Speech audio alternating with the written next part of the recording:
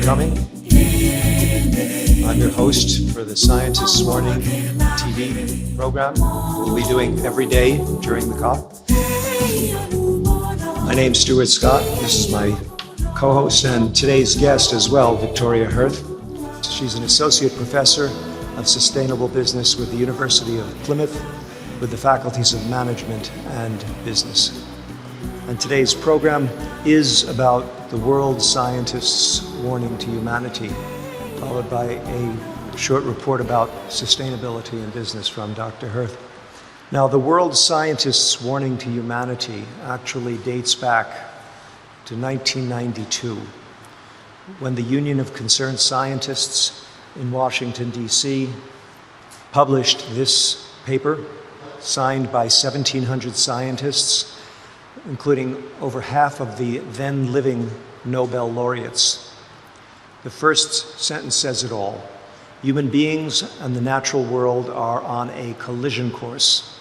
Human activities inflict harsh and often irreversible damage on the environment. And the warning was that we, the undersigned senior members of the world scientific community, hereby warn all humanity of what lies ahead. A great change in our stewardship of the earth and of life on it is required if vast human misery is to be avoided and our global home on this planet is not to be irretrievably mutilated. Very strong language. So did we change? Not much. Unfortunately, our leaders did not take heed. Other things were preemptive in their minds than taking care of our common home. Fast forward 25 years, in late 2017, another group of scientists published this peer-reviewed scientific paper in Bioscience. At its publication, it had been signed by over 15,000 scientists from around the world, and an additional 8,000 or so have signed it since. It holds records in terms of the number of scientists who've signed it, the citations. It is a very, very powerful statement. But again, it does not seem to be that we are taking heed. It made reference to the first scientist's warning, and this one was called a second notice. My own feeling is that it should have been called final notice. I'm not sure we'll get another chance. So I'd like to go in very briefly to the ecological stressors that were cited by this second warning, this second notice. First, biodiversity loss, and let me say a bit more about that later. Food systems. Our food system is said to be accountable for about a third of all carbon dioxide emissions when you consider how food is grown, how it's transported, how it's refrigerated, how it's wasted, how it's disposed of. About a third of all carbon dioxide emissions. And just to add to that, actually, the large majority is the fertilizers from the fossil fuel fertilizers, and a lot of people don't actually consider that one. And those fertilizers have other problems also because they pollute our fresh water. All of these are interrelated. Those fertilizers contribute to marine life depletion and ocean pollution. They create dead zones at the mouths of major rivers where the excess fertilizer washes out. We're destroying our forests at an incredible rate. Both man-made destruction and now nature has taken over. We are toxifying the air that we breathe. I don't call it air pollution because we've become calloused to that notion, air pollution. Well, we all live with air pollution. Air pollution creates lower birth weight babies, and it creates Alzheimer's and dementia in our seniors. So we are toxifying the air we breathe. We are degrading soils around the planet at an incredible rate, losing 30 billion tons of topsoil every year, it's estimated. Population is the elephant in the room. Few, if any, politicians will talk about it. You cannot expect to get reelected on a platform of limitations to population, but As you'll see, it's a major, major problem. Climate change is the big one. It's the tsunami coming at us, and that's why we're here. We have this ritual for the past 25 years of getting together, having a huge carbon footprint, building these temporary buildings, throwing it all away at the end of 2 weeks in an effort to reduce our carbon emissions. Is there something wrong with this picture? And how much have we accomplished in those 25 years? But first, biodiversity loss. The source of this data is the World Wildlife Fund and the UN Environment Program itself. This was a graph that I found, and when I extended it out, extrapolated to 2018 by those same sources, we have seen a 60% loss of the biomass of all vertebrate species. Now, we're not talking about extinctions, we're talking about the loss of the numbers as well as extinctions. Incredible. When you look at the insect population, it's estimated to be about 70 to 75% of all insects have been lost. What does that mean for us? When you consider that insects are the base of the food chain, when you consider that they are the pollinators for many of our crops, we are committing suicide, ecocide. Unfortunately, much of humanity has this view of the problem of biodiversity loss. As long as I have my burgers and McNuggets, what do I care? How many species do I need? This is a bad attitude. It's incorrect mentality, but it is fostered in most industrialized nations.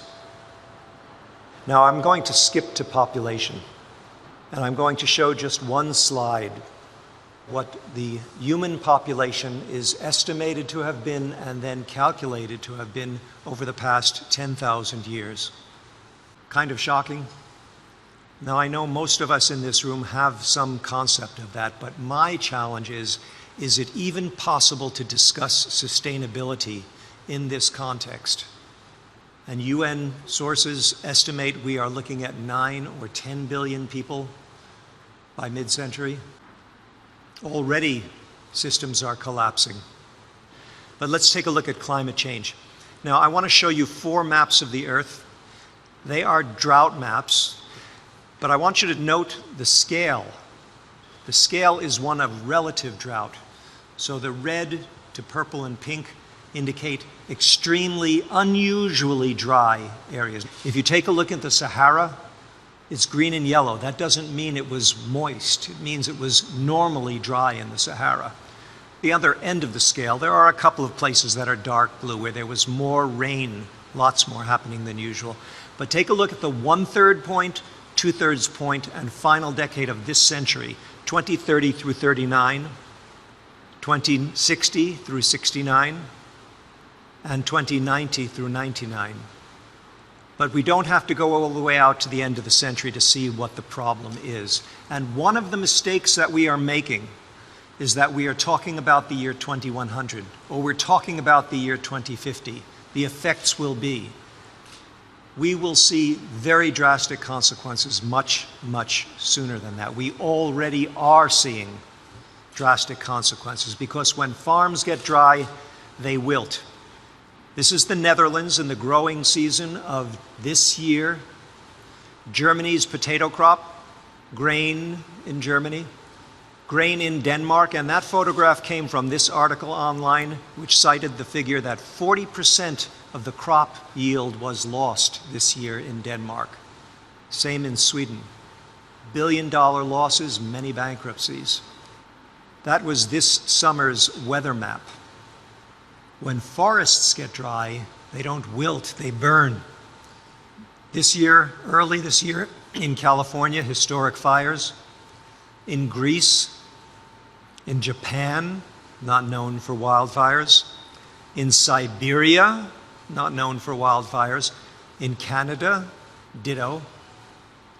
The UK, this year in Lancashire, not known for wildfires. This was on their moors.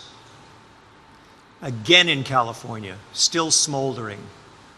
Incredible loss of life and property, but the property is always mentioned first. Well, I shouldn't say always, but If you take a look, that's what makes headlines. Billions of dollars in loss. You know, that fire is good for the US GDP because all of those buildings have to be replaced. An oil tanker which sinks creates more GDP than one that arrives safely at its destination. Is that perverse? Sweden burning this year. Historic wildfires. Denmark. Now, to understand climate change clearly, I want to show you the heat effect of our past CO2 emissions. They produce this much heat.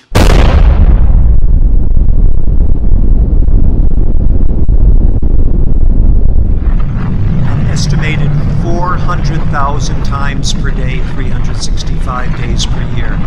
The source of that data is James Hansen when he was working for the US government, head of NASA's Goddard Institute. Leading to this kind of headline, which is now becoming more and more common from Bloomberg Businessweek.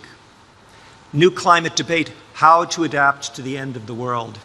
Researchers are thinking about social collapse and how to prepare for it. Social collapse and how to prepare for it.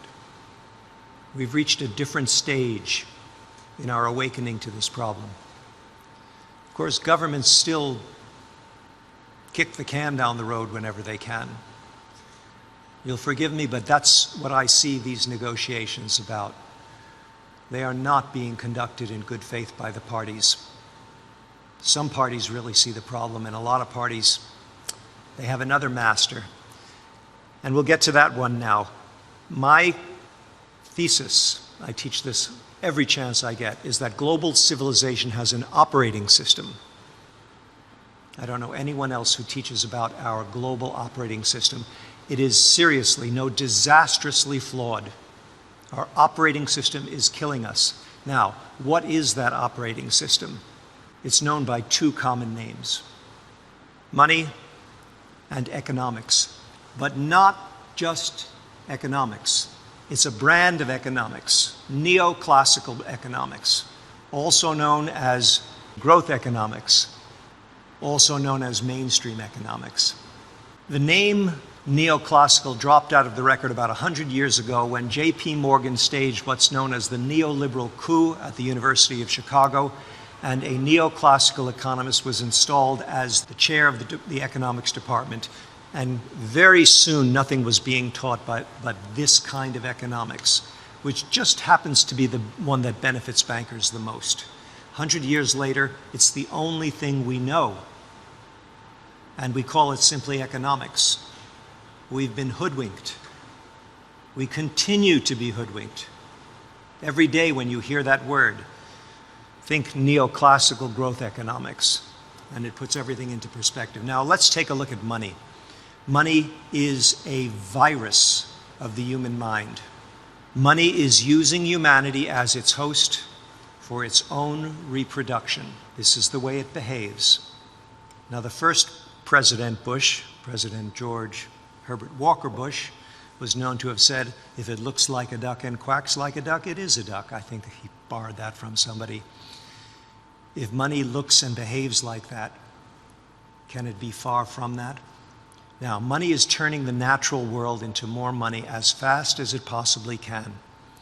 It's turning this into this with utmost speed. The strangest part is that money prevents most of us from even seeing that as a problem.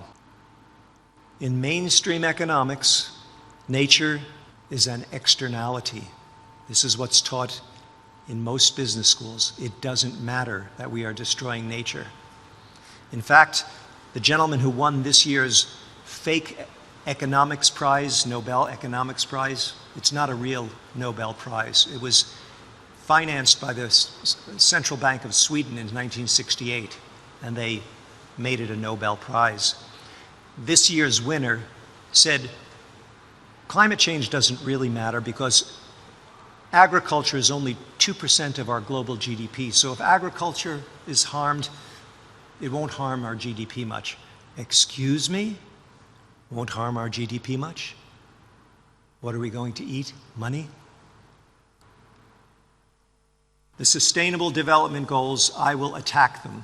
I will attack one of them. There are only 16 and a half of them there. Number 8 is a piker in American English.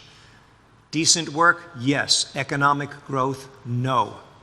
Now, it's worded economic growth in developing nations, yes, but only if developed nations will slow down their growth. And do you think any developed nation is willing to do that? Hey, if they can grow, why can't we? Again, is that the platform you want to get reelected on? We're going to slow growth so that they can grow in the least developed nations? From the poorest to the richest, money owns us, not the other way around. Now, I'm going to very quickly cover some interventions. Civil disobedience. The time has come for massive civil disobedience. This is Greta Thunberg. She became world famous overnight. She inspired 29, there are 21 shown here, it's increased to 29 cities in Australia where the students are going out on strike every Friday. This is upsetting the politicians who are demanding they go back to school. Excuse me, while you screw up our future. The Extinction Rebellion, which started in the UK this year, took over 5 of the bridges crossing the Thames. Peaceful civil disobedience in growing numbers. I like to reframe it as unite for life, but if it takes a rebellion at this point, so be it. Lawsuits. Time has come to sue our governments and corporations. Urgenda won against the Netherlands earlier this year, actually just in November. They were supported by huge marches. This is the action going on in the United States, Juliana versus the US government, and there, Jim Hansen in the back row. 20 youths and Jim Hansen, and that's their lawyer on the extreme left of that photo. Obama could have settled this. When Trump was elected, before Obama left office, Obama could have settled this. Hansen went to him and said, settle the suit now. Whoever was advising Obama, I don't know what they were smoking, but Obama said no. You don't have to sue at a national level, you can sue at a local level. These children are suing the state of Washington in the United States. Now, my premise here is that we must change business as usual. And with that, I'm going to hand over the microphone to Victoria, who will discuss business as unusual. Thank you, Stuart. As you've very clearly pointed out, we have a burning platform for business to change massively, and I think that's well understood. What's interesting to see is the rapid change in consciousness, not just of business itself, but also fueled by and replicated in all other stakeholders in society. Essentially saying, the average person is now saying, business, you have to change. You're not serving us as we need to be served. And business is starting to say that of itself. So having worked in this area for the past 15 years, I can say that we're not moving anything like as fast enough, but we are seeing the foundations for the first time, I would say, of the potential for real fundamental change. And like I said, that's coming from business and the pressure from a whole range of stakeholders. And just to say, I mean, obviously, we can't do this without business. We can't transform without business being at the heart of it. Of course, we absolutely need legislation, regulation. We need to change how we view GDP massively. Even Kuznets, who came up with GDP, when he presented it in the US, he said, this, however, should not be seen as an ultimate measure of an economy, which we totally ignored.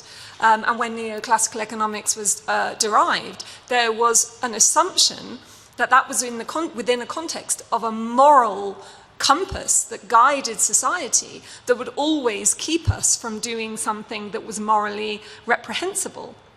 Now, we've moved a long, long way from that. I don't think that was ever envisaged at the time. However, we have had about 50 years of what you might call a cultural revolution in terms of not just the economic model that business operates with, but that also filters into our culture, how we think of things. So business, for example, because of the assumptions of neoclassical economics, operates on the basis that we are self-interested, that consumers are self-interested, that employees are self-interested, and that self-interest is what makes the money go round. Now, the problem with that is if we treat ourselves as if we are self-interested, profit-maximizing people, we will end up being something like that. And that is one of the major issues that we have.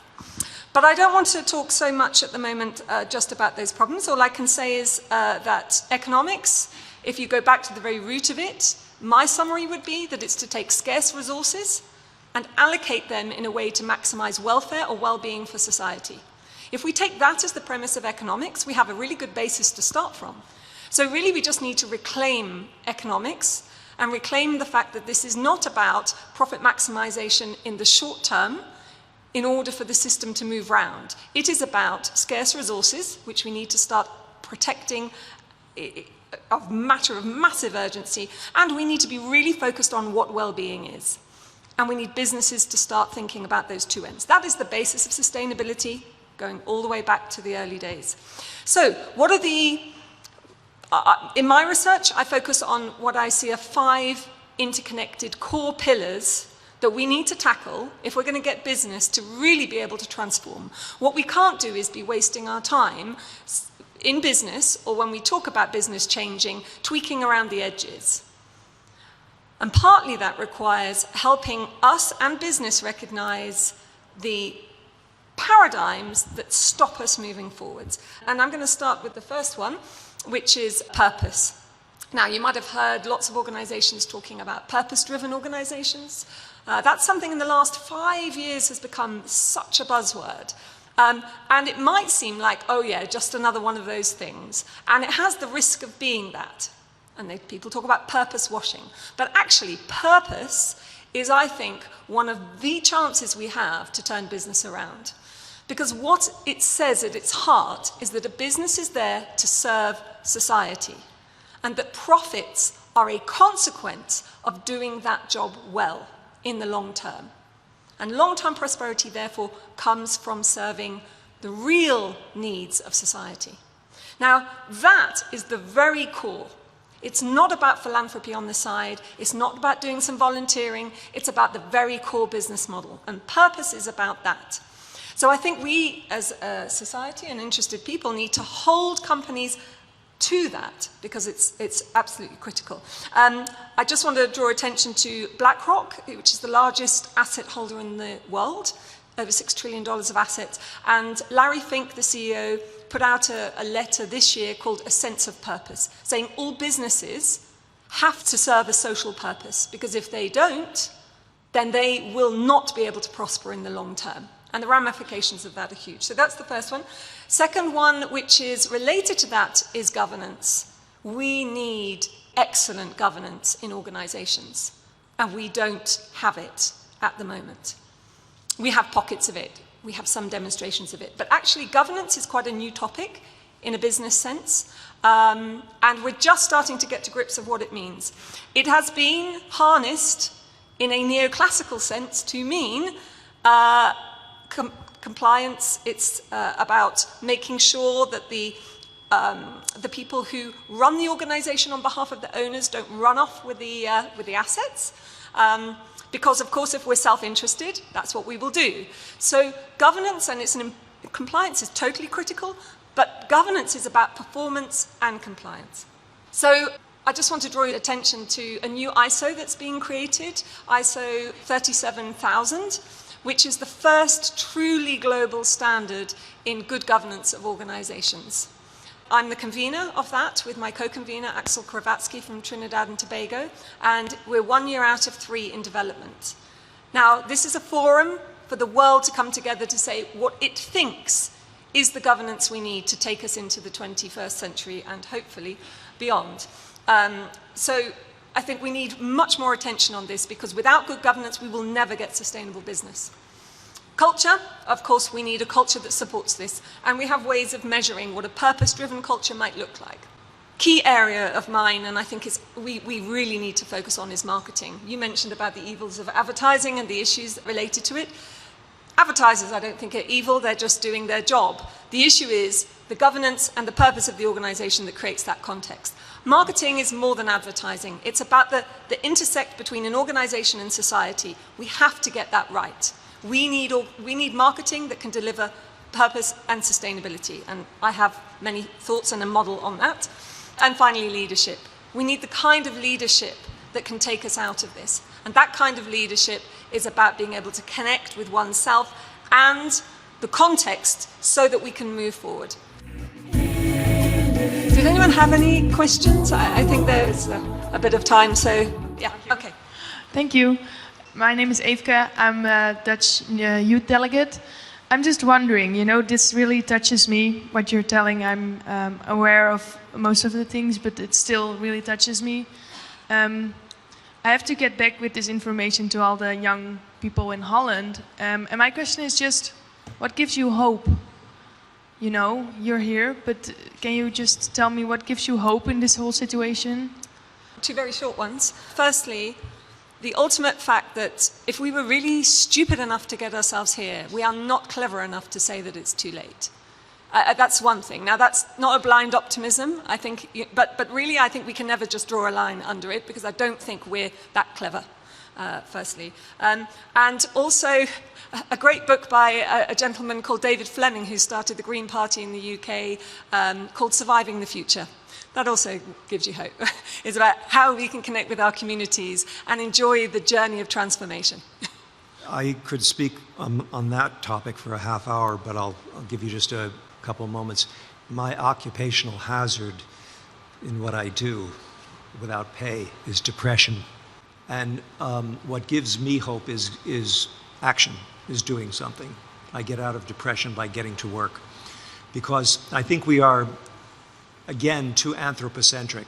We're thinking that it's all about us. Will we live? Will we die?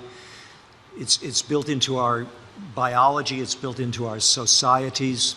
We talk about extinction of humanity, but hey, there's a heck of a lot more nature than just us. So for me, hope is thinking that we are becoming more aware that we're part of a community and that we're working to save as much of that community of life as possible. That gives me hope.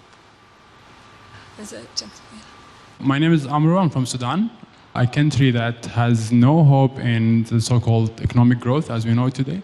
And I was really touched by the presentation about money as the root cause of all of our problems, of all the world problems today. So my question is, to what extent do you think that the upcoming climate shocks or climate change impacts might lead to this paradigm shift about the whole system that the world is functioning through today?